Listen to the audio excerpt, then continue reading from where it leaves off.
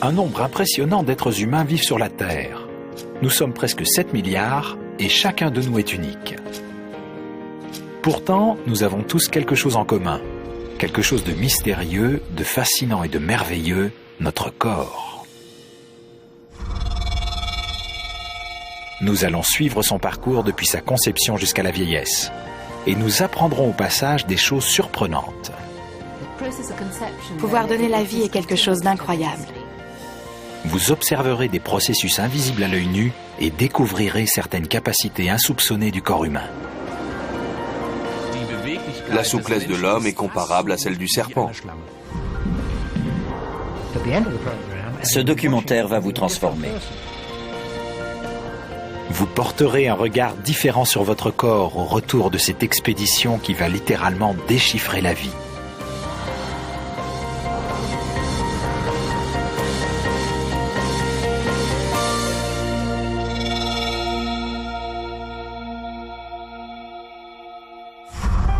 Jour après jour, notre corps travaille avec une endurance et une fiabilité incroyables. Décrire ces multiples performances avec des chiffres permet d'appréhender un peu mieux nos capacités. Au quotidien, nous ne percevons rien de la plupart des processus spectaculaires qui ont lieu à l'intérieur de notre corps. Un exemple. Quelle quantité de sang notre cœur pompe-t-il chaque jour à travers nos veines? Difficile comme question. 20 litres. 1 litre? 400 litres. Beaucoup, mais je sais pas. Aucune idée. La réponse, c'est plusieurs milliers de litres et tous les jours. Ce que nous avons voulu faire dans ce film, c'est puiser dans les données statistiques concernant notre corps pour en tirer des chiffres qui mettent en évidence ce dont nous sommes capables. Mais nous n'allons pas seulement citer ces chiffres, nous allons également les illustrer. Ce que vous voyez ici, par exemple, c'est la quantité de sueur qu'un individu produit en moyenne au cours d'une vie. 14 197 litres. De quoi remplir 548 seaux.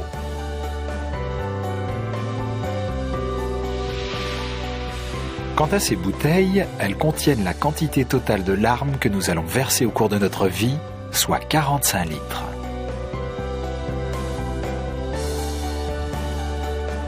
Ces chiffres ne sont pas seulement impressionnants, ils racontent aussi une histoire, notre histoire, celle d'un voyage qui commence dans le ventre de notre mère et qui s'achève avec la vieillesse.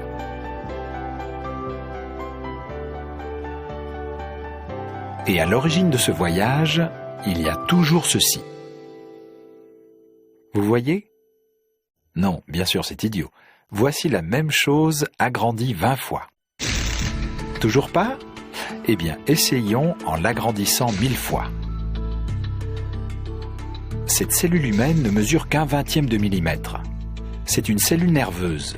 Nous en possédons plusieurs milliers de sortes différentes dans notre corps. Certaines nous donnent de l'énergie, d'autres nous aident à transpirer. Nous en produisons des millions toutes les secondes. Imaginons chacune des cellules de notre corps représentée par un grain de sable. Dans ce cas, le volume de cellules que nous produisons en 10 minutes ressemblerait à peu près à cela.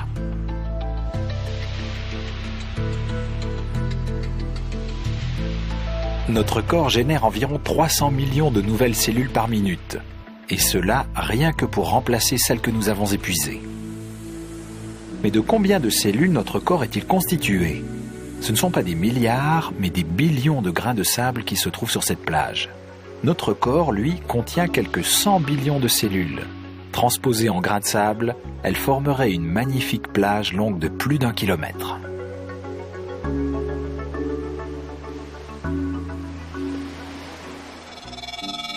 Voici notre toute première cellule, celle qui sera fécondée.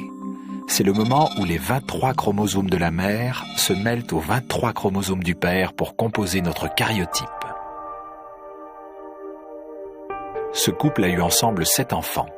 Bien qu'ils aient les mêmes parents, chaque enfant est unique grâce à son patrimoine génétique, l'ADN. Même entre frères et sœurs, il peut y avoir des différences génétiques importantes. L'ADN fait de chacun un être unique. Entre votre ADN et le mien, on trouverait au moins 5 millions de différences. Avant qu'un bébé vienne au monde avec des gènes identiques aux vôtres, il faudrait faire un nombre considérable de bébés, de quoi remplir tout le système solaire.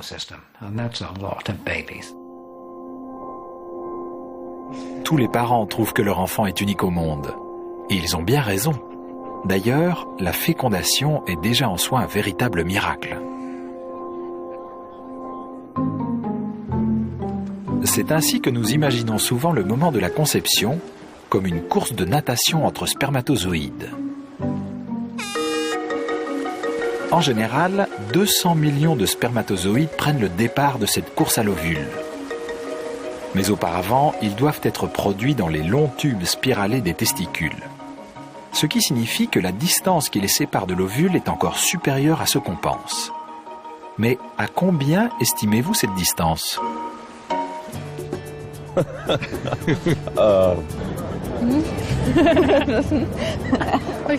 Maintenant que vous me posez la question, je me dis qu'ils n'y vont sûrement pas en ligne droite. C'est pas très long. Le chemin est long. Dans les 8 cm? 30 cm. Non plus. 40, 30, 40. 15 cm. Allez, on dit 15 cm. Il faut qu'il tourne parfois, il doit se poser des questions. Ils ont déjà du chemin à faire à l'intérieur de l'homme. On va dire 30 cm. En réalité, il y a 7 mètres à franchir depuis les testicules de l'homme jusqu'à l'ovule. Sachant qu'un spermatozoïde ne mesure que 0,05 mm, parcourir ces 7 mètres équivaudrait à taille humaine à nager une distance de 269 km, c'est-à-dire à traverser la Manche dans sa plus grande largeur. Heureusement, les spermatozoïdes ne nagent pas sur toute la distance. Ils sont tout d'abord poussés, puis catapultés et enfin aspirés. Dans le corps de la femme, des contractions de l'utérus aident les spermatozoïdes à remonter vers les trompes. De son côté, l'ovule vient à leur rencontre. Il ne leur reste donc qu'1 ou 2 cm à nager pour atteindre leur but, attirés par une odeur fleurie. C'est une substance qu'on ne rencontre pas dans la nature, mais son cousin le plus proche est le parfum du muguet, et les spermatozoïdes semblent vraiment attirés par cette odeur de muguet. Un seul spermatozoïde viendra féconder l'ovule dont il aura, avec l'aide des autres, réussi à percer l'enveloppe protectrice.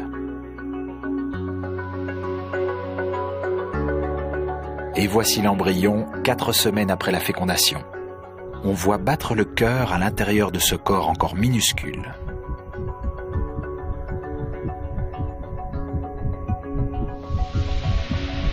Pour donner une idée de sa forme, nous avons représenté l'embryon au moyen de dizaines de graines végétales.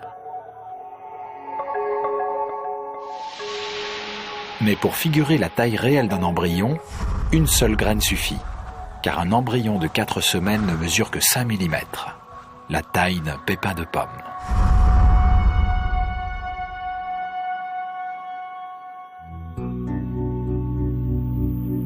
Le fœtus au 3e mois. La plupart des organes sont déjà en activité. Les reins, par exemple, ont commencé à filtrer le sang. Et à partir de la 14e semaine, le fœtus urine dans le ventre de sa mère. Une question se pose alors, que devient cette urine ? J'imagine que c'est évacué quelque part. Il doit y avoir un endroit prévu pour ça. Elle s'écoule par le cordon ombilical? Non, ce serait pas bien pour la femme. Très bonne question. Peut-être dans les urines de sa mère. Ça s'en va quelque part. Il y a peut-être un conduit qui emmène l'urine dans la vessie de la mère. Ça reste dans le liquide amniotique, je crois. Comme tous les bébés, celui que porte cette future maman baigne dans une poche de liquide amniotique. Et en effet, son urine s'écoule directement dans ce liquide. Est-ce à dire que nous commençons notre belle existence dans une poche remplie d'urine ? Pas de panique. Le liquide amniotique est constamment filtré, une partie étant recyclée et l'autre remplacée. Toutes les 3 heures, ce liquide est entièrement renouvelé. Ainsi, Au cours d'une grossesse, le corps en produit une telle quantité qu'il y a de quoi remplir tous ces verres. 714 litres. Et c'est ce qui explique pourquoi les femmes enceintes ont souvent soif.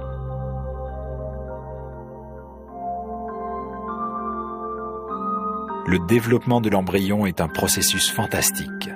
Durant tout ce temps, son cœur bat 140 fois à la minute. Les parents peuvent même observer son petit cœur. En 9 semaines et demie, il aura déjà battu 13 millions de fois.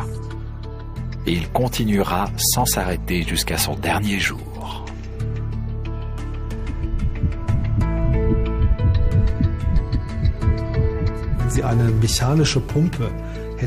Pour faire fonctionner une pompe mécanique aussi longtemps, il faudrait assurer une maintenance constante. Le cœur, lui, assure tout seul sa maintenance. C'est un système qui fonctionne merveilleusement bien et que personne, sur le plan technique, n'a jamais pu imiter de près ou de loin. À propos, quelle quantité de sang le cœur pompe-t-il chaque jour dans notre corps ? Imaginons un moment que notre sang soit de la peinture. Combien de temps faudrait-il à notre cœur pour pomper assez de peinture pour peindre la coque d'un cargo ? 1 mois ? 1 an ? Toute une vie ? Figurez-vous qu'en un seul jour, notre cœur pompe de quoi repeindre 2 fois la coque d'un tel navire.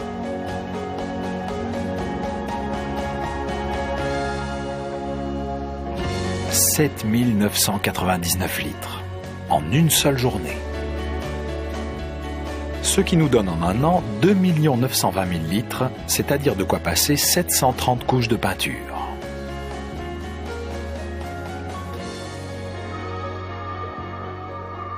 Nous passons 9 mois dans le ventre de notre mère et, aussi incroyable que cela paraisse, nous commençons à appréhender notre environnement dès le 5e mois. Nous disposons déjà du toucher et nous entendons battre le cœur de notre mère. Il préfigure les millions de sons que nous percevrons et décrypterons chaque jour.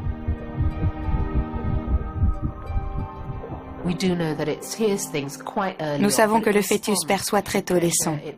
Il réagit aussi à la pression et aux vibrations. Ce sont des choses qu'il découvre bien avant la naissance. Nous avons donc eu largement le temps de nous entraîner à distinguer les différents sons. Et cela nous semble tellement courant que nous n'avons même pas conscience de la performance que cela représente. Nous avons filmé Ben Griffiths, l'un des batteurs les plus rapides du monde. Il peut frapper sa caisse claire 1060 fois à la minute, l'équivalent de 17 battements à la seconde. Mais notre corps est pourvu de quelques os qui sont beaucoup plus rapides encore. Le record de Ben Griffiths est bien pâle face aux performances dont est capable notre oreille. Ces 3 os, les plus petits de notre squelette, nous permettent de transformer les ondes sonores en signaux électriques destinés à notre cerveau. Le plus petit, l'étrier, ne mesure pas plus de 3 mm, mais c'est précisément grâce à leur petite taille qu'ils peuvent être aussi mobiles. Au niveau de l'oreille moyenne, ils sont mis en vibration par les ondes sonores qui viennent frapper le tympan. Des vibrations qui sont 1000 fois supérieures à celles des baguettes de tambour.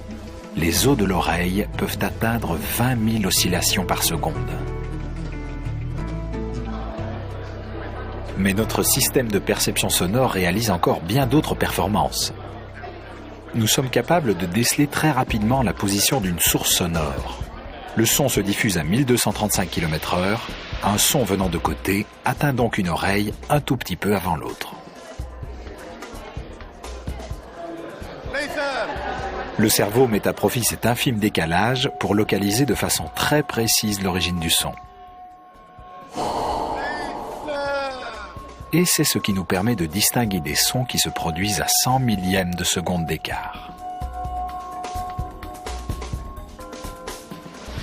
Si nous étions capables de percevoir les images avec autant de précision, nous pourrions distinguer chaque seconde de cette journée de 24 heures passée en accéléré.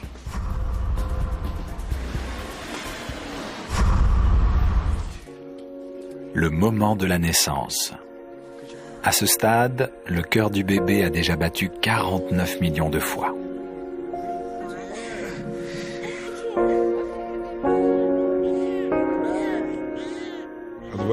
J'ai assisté à des centaines, des milliers de naissances. Mais ce qui me fascine toujours autant, c'est qu'au moment où il sort du ventre de sa mère, l'enfant se met tout de suite à respirer. Pendant toute la grossesse, il n'a pas respiré et là, tout d'un coup, le moteur démarre et le système respiratoire se met en route. Une première inspiration qui sera suivie d'environ 568 millions d'autres au cours d'une vie humaine.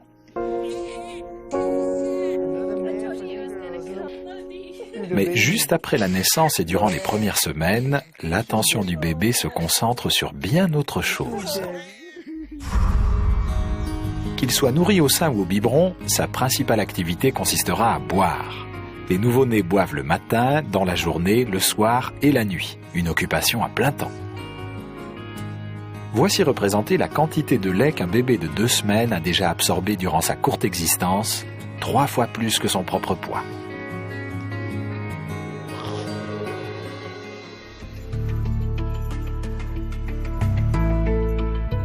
Dès que bébé atteint l'âge de 9 mois, sa vue est pratiquement complètement développée.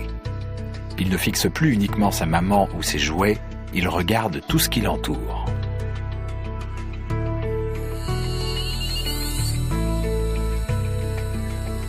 La passion de cet homme, c'est de photographier les étoiles. Pour réaliser ces photos, il a besoin d'un matériel sophistiqué. Mais par temps clair, on peut voir à l'œil nu des étoiles bien plus éloignées et jusqu'à notre galaxie voisine, Andromède. Un tour de force quand on sait qu'elle se trouve à 2,5 millions d'années-lumière, autrement dit à 24 trillions de kilomètres. Notre capacité à percevoir les couleurs est tout aussi impressionnante. Au quotidien, nous n'y prêtons pas attention, nous les regardons comme si ça allait de soi. Mais combien peut-on en distinguer au juste? Moins de 10. Les couleurs de l'arc-en-ciel. 400 couleurs, non 400? Ouais, l'homme peut voir 400 couleurs, je pense. Peut-être 1000, je ne sais pas trop. 74? Il y a déjà au moins 20 sortes de rouge. Non, il y en a beaucoup plus. Et puis il y a toutes ces nuances que personne ne connaît, magenta, bleu ciel, bleu layette. Des millions de couleurs. Il y en a tellement que parfois je ne sais plus lesquelles je vois. En tout cas, je dirais des millions. Ce nuancier contient 1000 couleurs et mesure 5 mètres de long. S'il devait représenter toutes les couleurs que nous distinguons, il serait encore plus long. Il atteindrait même 35 km, c'est-à-dire 1,5 fois la longueur de Manhattan. Et ce nuancier contiendrait 7 millions de couleurs. Par chance, rien ne nous oblige à donner un nom à toutes les couleurs que nous voyons.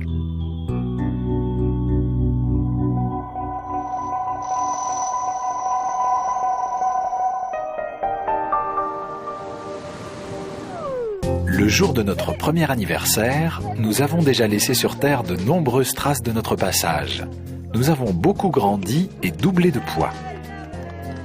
Tout cela n'est pas de tout repos et c'est pourquoi nous avons passé presque 240 jours à dormir. Chaque jour est représenté ici par un oreiller. Nous avons aussi beaucoup crié pour attirer l'attention sur nous. En tout, 490 heures. Elles sont figurées ici par des tétines. Mais cette fois, il est grand temps de faire ses premiers pas. Pour l'enfant, c'est l'occasion d'élargir son périmètre d'action. L'enfant devient autonome avec la marche et c'est déjà la première joie de l'enfant qui a l'air de conquérir le monde quand il fait ses premiers pas, quand il lâche la main de son père ou de sa mère, que ce soit un garçon ou une fille. Maintenant qu'il a appris à marcher, combien de mètres parcourent en 1 heure les petits pieds de bébé? Chaque mètre est représenté ici par une paire de chaussures. Nous en avons utilisé 610 paires, et oui, car la distance que bébé parcourt en 1 heure, c'est 610 mètres. À cet âge, c'est le bonheur de pouvoir se déplacer.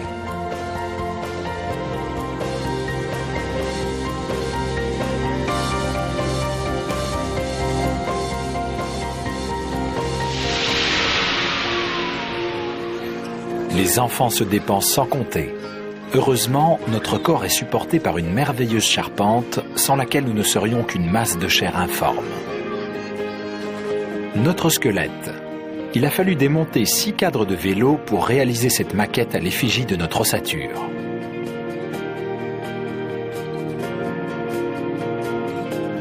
Car notre squelette est plus complexe qu'il n'y paraît, bien plus qu'un vélo moderne. Celui-ci comporte au mieux 1 ou 2 paires d'amortisseurs. Notre squelette, lui, en compte plusieurs centaines. Un cadre de vélo est conçu pour ne faire qu'un seul mouvement, tourner le guidon. Notre squelette est capable de réaliser des centaines de mouvements.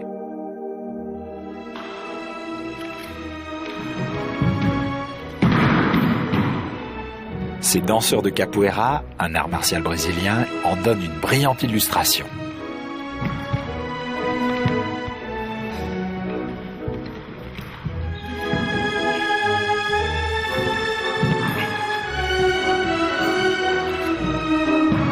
Pour en arriver là, les adultes doivent suivre un sérieux entraînement. Pourtant, question souplesse, ils ne surpassent guère ce que des enfants de 4 ans font quotidiennement.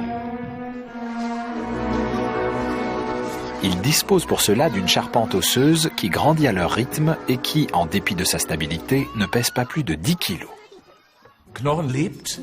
Un os vit et se développe constamment. Il est pratiquement aussi souple que le bois, aussi léger que le carbone, aussi solide que l'acier. On ne trouve guère d'autre équivalent qu'un châssis moderne de Formule 1. Ailleurs, dans la nature, on ne trouve vraiment rien d'approchant. Notre squelette est constitué de 206 os, mais l'on ne trouvera aucun volontaire pour s'en casser un seul.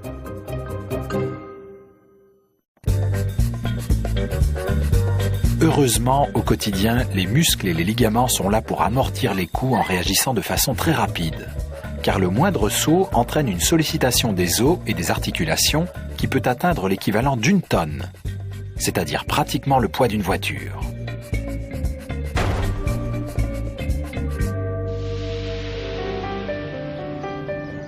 Le corps d'un enfant de 5 ans a déjà largement fait ses preuves. Son cœur, par exemple, a pompé près de 4 millions de litres de sang. Il a pleuré, appris à s'asseoir et à marcher. Et il a déjà beaucoup observé le monde. Pour cela, il a cligné 21 millions de fois des yeux. Il maîtrise 2500 mots. Mais il lui reste encore tant à découvrir. Et s'il ne s'essouffle pas trop vite, c'est que nos poumons sont dotés de nombreuses alvéoles. Il y a des millions d'alvéoles.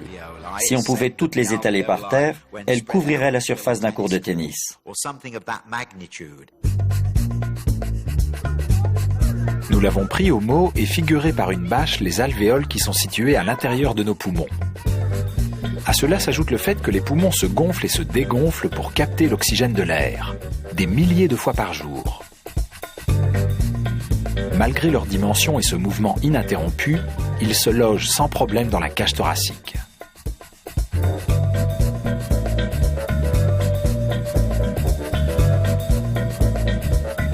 À chaque inspiration, nous inhalons environ 1 demi-litre d'air. Sachant qu'au repos, nous respirons 12 fois en 1 minute, nous absorbons l'équivalent d'un de ces ballons.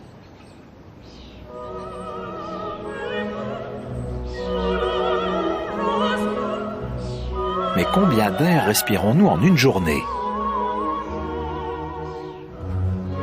De quoi remplir 1680 ballons, c'est-à-dire 10 080 litres d'air.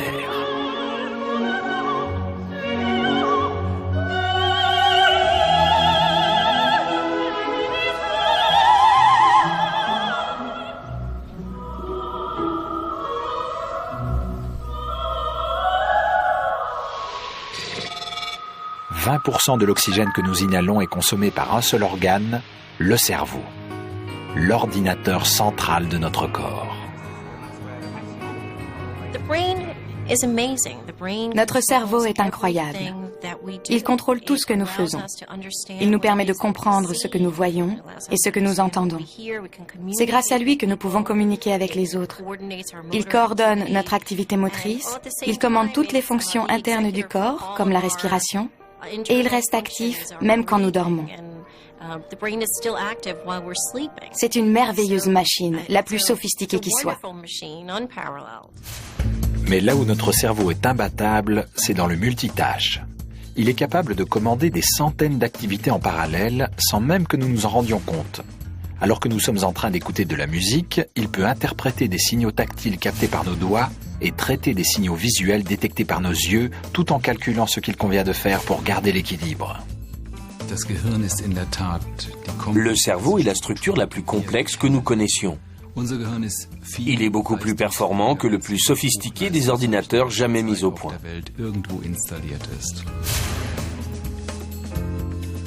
Ces performances sont réalisées par quelques 100 milliards de neurones, les cellules nerveuses.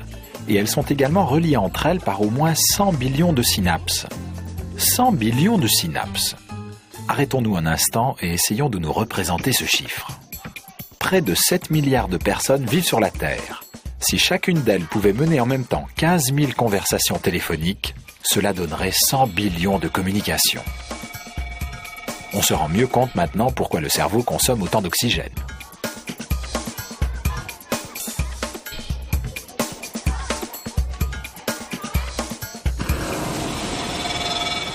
Notre cerveau absorbe 1/5 de tout l'oxygène que nous inhalons au cours de notre vie. Et pourtant, il ne représente que 2% de notre poids. Lorsqu'on atteint l'âge de 70 ans, il a consommé de quoi remplir 11 fois cet énorme ballon.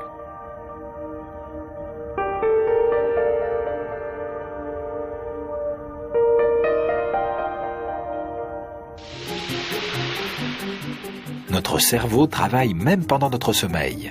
Il commande la digestion, trie les souvenirs, surveille la régénération. Et il rêve. Nous rêvons en moyenne 3 fois chaque nuit, même si nous n'en gardons pas forcément le souvenir. Nous avons figuré ici le nombre de rêves que notre cerveau produit au cours de nos 10 premières années de vie. 13 358 rêves, c'est-à-dire plus de films que la plupart d'entre nous verront un jour au cinéma.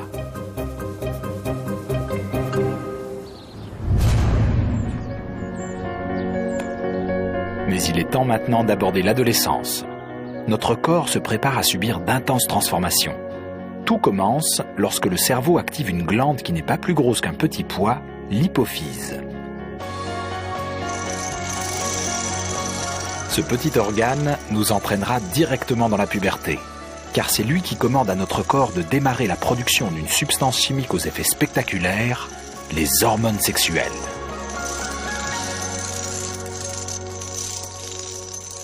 Le problème avec les hormones, c'est qu'elles sont invisibles. On ne peut ni les voir ni les toucher. En revanche, il faut bien savoir que sans elles, nous ne pourrions pas réellement exister. Des hormones patrouillent continuellement dans notre corps. Elles régissent pratiquement toutes les fonctions importantes.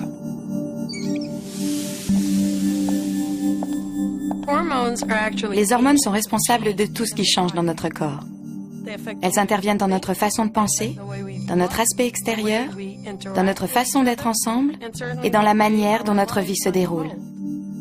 Les hormones sont des sortes de messagers. Elles jouent un rôle essentiel au moment où le corps sécrète les hormones sexuelles, comme l'estrogène ou la testostérone, afin de véhiculer des informations nouvelles dans le corps. Pour les générations actuelles, la puberté démarre vers 12 ans. Elle se caractérise par une poussée de croissance. À la fin de la puberté, cette jeune fille aura grandi d'environ 25 cm.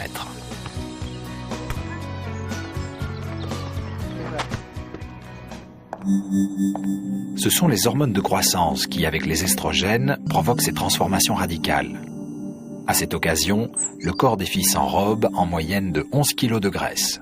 Cette évolution tout à fait normale est souvent vécue comme un véritable cauchemar. Le problème, c'est que chez les jeunes filles, les changements qui interviennent au niveau de la silhouette sont aux antipodes des critères de beauté qui ont cours dans notre culture. Ils prônent comme idéal un corps mince et fin. La silhouette de la plupart des mannequins d'aujourd'hui correspond plutôt au corps d'une jeune fille prépubère qu'à celui d'une jeune femme. Si les hormones déclenchent la croissance, elles transforment également l'enfant en adulte. Les filles voient leurs seins grossir, elles ont des poils qui poussent sur le pubis et au niveau des aisselles. Leur façon de penser change. C'est le début des règles et elles deviennent véritablement des femmes. C'est-à-dire qu'elles commencent à ovuler et qu'elles sont aptes à la reproduction. Les ovaires renferment déjà 300 000 ovocytes. Désormais, chaque mois, il en sortira un ovule. Tant qu'il n'y aura pas fécondation, l'ovule sera remplacé par un autre le mois suivant. Au cours de son existence, le corps de la femme pourra ainsi produire environ 400 ovules. Mais l'action des hormones s'accompagne souvent d'effets peu appréciés. Les boutons, les seins, les poils. J'étais rondouillette. J'étais pas comme ça. Les poils. Oui, les poils. Les poils. Les boutons. Les règles. Je trouvais ça désagréable. De ne pas avoir de sein. Je ne voulais pas avoir de sein. J'espérais que mes seins allaient pousser. J'étais très impatiente. Chez les garçons, c'est surtout cette hormone qui agit. De l'hormone masculine, qui est la testostérone. Et cette hormone va provoquer tous les changements qui se produisent au moment de la puberté, ce que nous on appelle la virilisation, et qui est donc le changement du jeune garçon prépubère vers l'homme. Elle aussi provoque l'arrivée des poils, sur tout le corps, le pubis, la poitrine, les aisselles et les joues.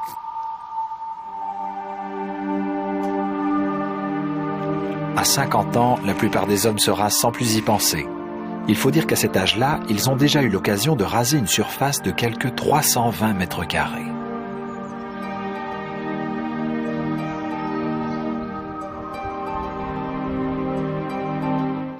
La plus grosse concentration de poils se trouve sur nos têtes. Le cuir chevelu compte en moyenne 100 000 cheveux.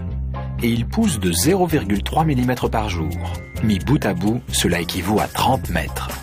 Et si l'on fait la somme sur un an, on arrive à 11 km, c'est-à-dire 33 fois la hauteur de la Tour Eiffel.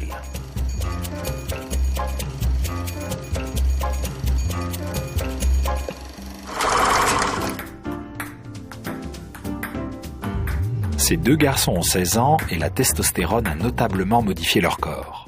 L'un des premiers signes de la puberté, c'est le grossissement des testicules. Ils vont passer d'1,5 cm3 à 18 cm3. À partir de ce moment, ils produisent jusqu'à 300 millions de spermatozoïdes par jour. Au cours de leur vie, ils en produiront de quoi peupler 571 planètes de la taille de la Terre. Un homme éjacule en moyenne entre 5 et 7 000 fois dans sa vie. La question que tout le monde se pose un jour ou l'autre, c'est la quantité totale de sperme que cela représente. Ça dépend. Je dirais dans les 6 litres. Pas plus, je crois. Moi, je dirais 15 litres. 15 litres? C'est très variable d'un homme à un autre, peut-être. C'est difficile à dire. L'équivalent d'un seau. 10 litres. 5 litres. 10 litres. 100 litres. 200 litres. 2000 litres. C'est trop. C'est pas assez. Au risque de décevoir certains messieurs, il faut savoir que même en tablant sur 7000 éjaculations, on ne dépasse pas les 26 litres de sperme.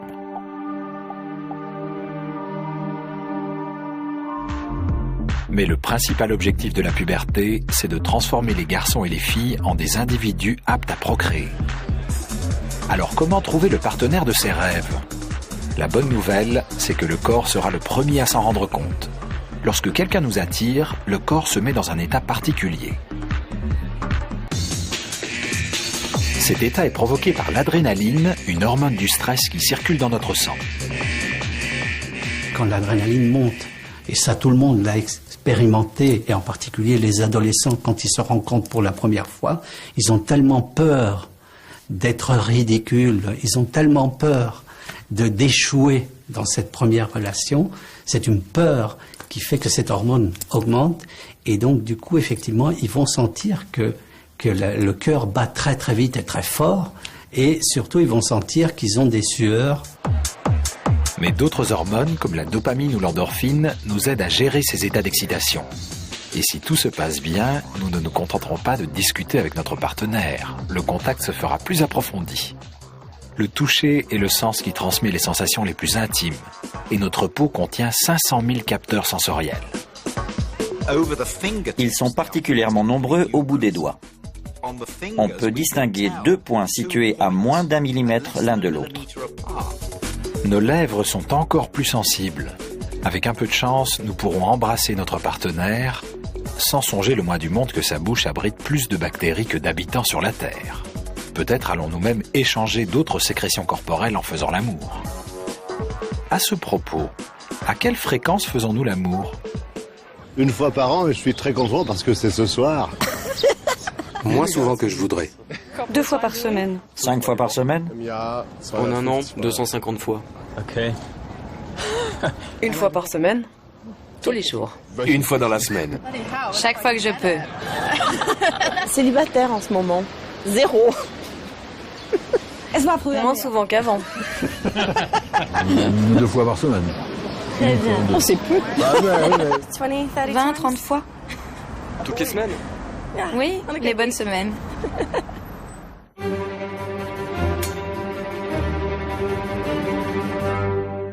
Si on prend des ressorts de matelas pour représenter le nombre de fois que fait l'amour un couple de moins de 30 ans, on obtient pour une année une moyenne de 112 rapports sexuels.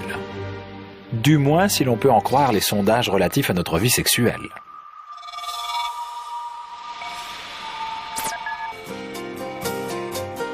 Mais qu'on fasse l'amour souvent ou non, une chose est sûre, c'est que le temps passe et un jour nous sommes forcément confrontés à cette vieillesse que nous redoutons tellement. Manifestement, nous avons besoin de moins en moins de calories. Si nous nous sentons encore jeunes à 40 ans, nous ne sommes pourtant plus aussi endurants. Même si nous nous entraînons régulièrement, nous nous fatiguons plus rapidement, notre corps s'altère.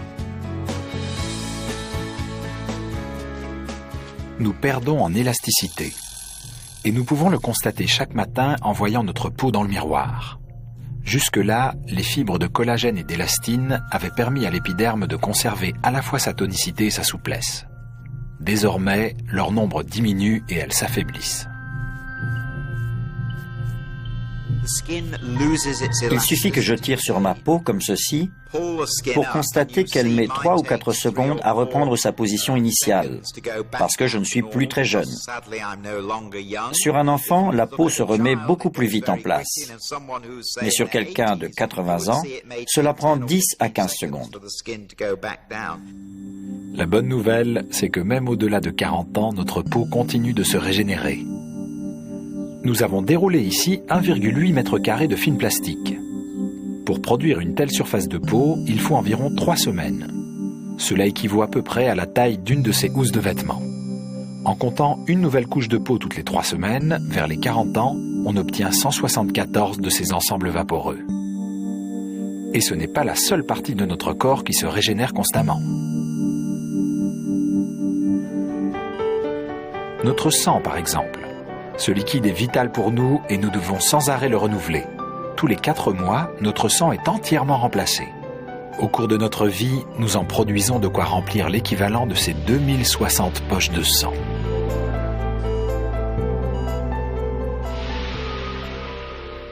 À l'intérieur des os aussi, les cellules osseuses sont constamment remplacées par de nouvelles. Ainsi, au cours de notre vie, nous produisons l'équivalent de 12 squelettes et demi. De quoi préparer une terrible fête d'Halloween.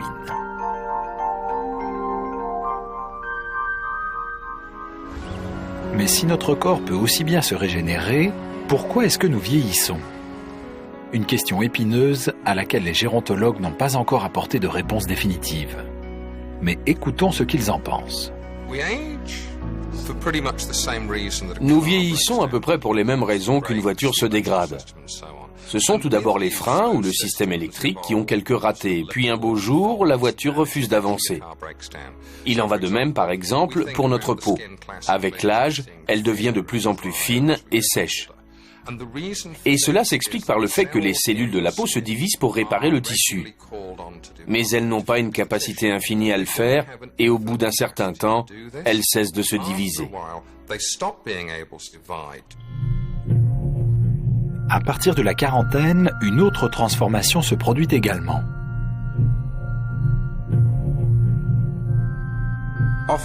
Il arrive souvent que des femmes viennent me voir parce que la nuit, elles transpirent tellement qu'elles sont obligées d'enlever la couverture. Elles n'arrivent pas à dormir et se sentent complètement en vrac. Elles sont nombreuses à traverser une véritable phase dépressive. C'est la ménopause. Le taux d'hormones femelles baisse de façon importante. Le cycle menstruel s'interrompt. L'âge venant, les hormones disparaissent. C'est de cette façon que Mère Nature nous pousse vers la sortie. Une fois que nos enfants sont élevés, il n'y a plus besoin de nous et on peut s'en aller. C'est ce qui explique que nos hormones nous abandonnent. Chez les hommes, le taux de testostérone diminue, mais sans provoquer d'effet aussi spectaculaire. Contrairement à ce que l'on pense parfois, cela n'entraîne pas la perte des cheveux ni leur décoloration.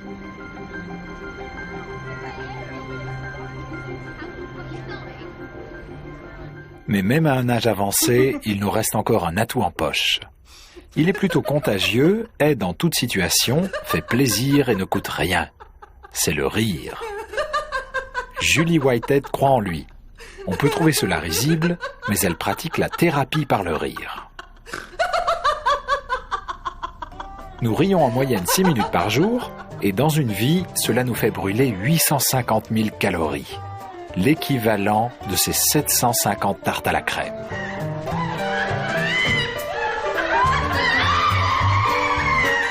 Et voici 8 bonnes raisons de s'en payer une bonne tranche.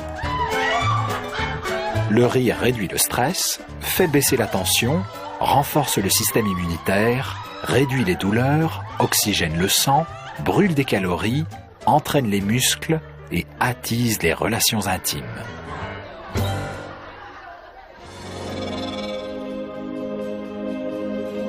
Notre corps nous offre d'incroyables possibilités. Nous pouvons cheminer ensemble à travers la vie, mais aussi quitter les sentiers balisés et emprunter des chemins que personne n'avait suivis auparavant. En moyenne, nous parcourons dans notre vie 105 000 km à pied, plus de 2 fois le tour de la Terre. Et nous inspirons profondément, chaque jour, 10 080 litres d'air, soit 284 millions de litres au cours de notre vie.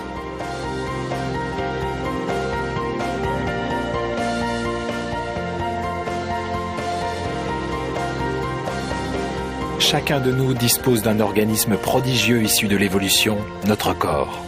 Il se répare tout seul, se renouvelle tout seul, et nous garantit la plus longue espérance de vie de tous les mammifères. Bravo donc au corps humain, cette construction remarquable, impressionnante de précision et de complexité.